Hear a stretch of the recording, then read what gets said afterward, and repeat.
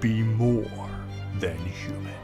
Hello and welcome back to the channel. My name is Joseph Carroll. I write under the pen name J.R. Carroll, and today is the TBR for the month of August.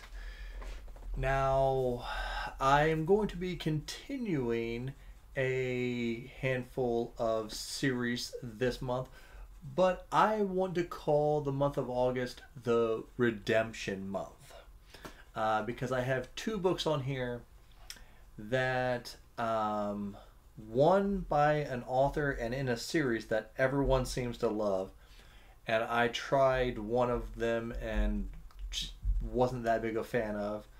And then the other one was from an author that a lot of people question, but a lot of people also like, and it was the only book I've ever DNF'd.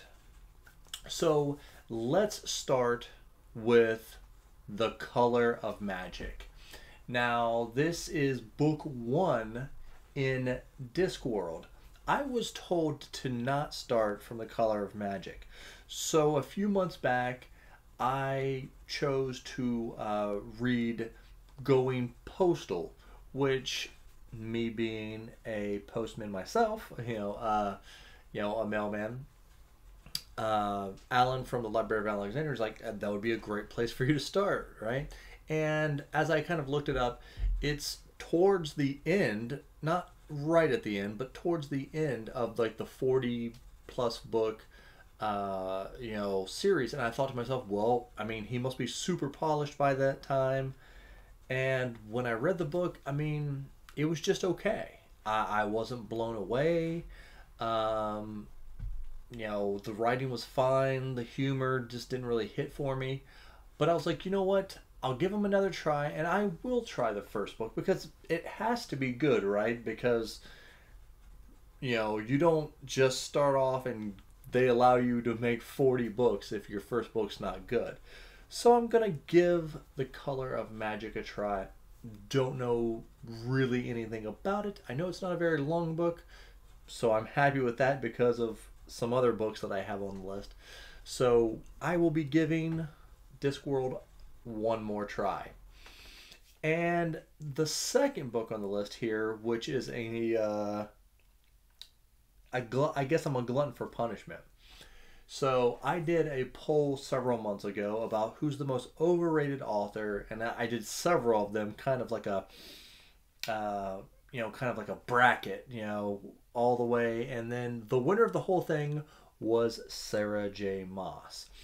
And I was like, you know what? Because you picked her as the most overrated, I am going to read a book by her.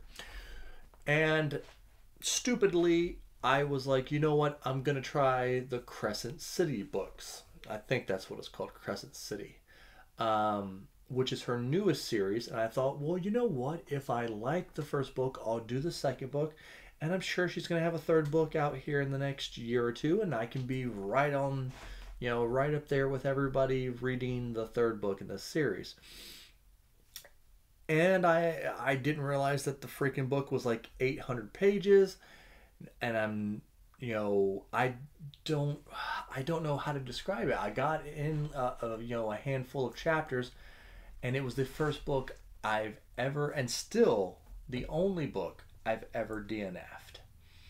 I just couldn't get into it. I don't know if you're supposed to know everything, because it feels like one of those books where she just dropped you in and you should have known everything.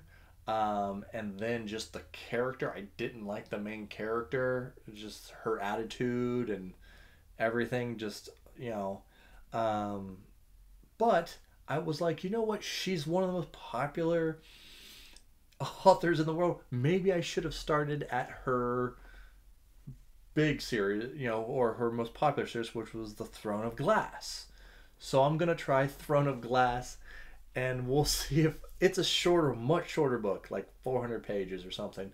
So I am going to finish Throne of Glass no matter how bad it is. And I'll let you guys know. Maybe I'm going to be super impressed. Maybe. We'll see. And then I have two monster books. The first is I'm finishing the trilogy, the Mistborn trilogy, with the Hero of Ages. I am really enjoying Mistborn. It hurts my heart to see how big this book is. Yeah, it's a freaking huge book. Uh, I liked the first book in the Mistborn trilogy the best so far. Will of Ascension was good. So we'll see if Hero of Ages needs to be as long as it looks and if it's every bit as good as some people say. Super excited. But yeah, we'll see how Hero of Ages goes. And then the other gigantic book is A Storm of Swords, book 3 in A Song of Ice and Fire by George R. R. Martin. Yeah, the last one was 1,000 pages, and I really liked it. I one of the few books where I'm like, you know what, you used all 1,000 pages adequately, you know.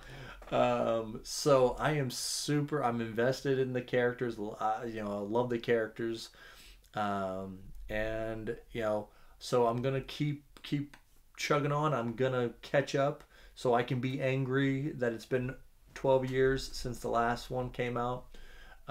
So yeah, I'm gonna keep it rolling, and then actually because those books are so big, I only have one more book, and it is a book that my best friend put me on to, and actually it's the audiobook, is by R.C. Bray, which Expeditionary Force, The Martian, you know, uh, he might be overall the most talented narrator, you know, out there.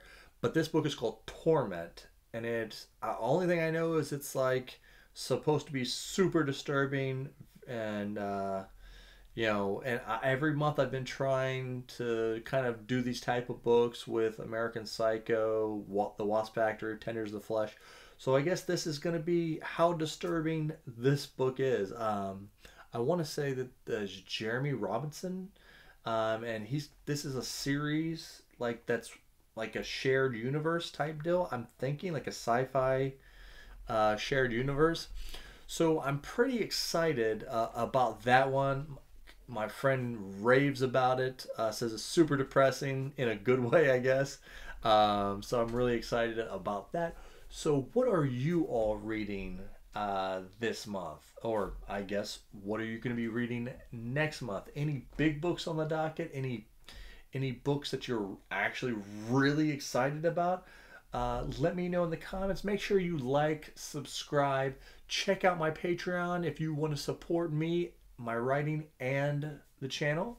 And remember, be more than human.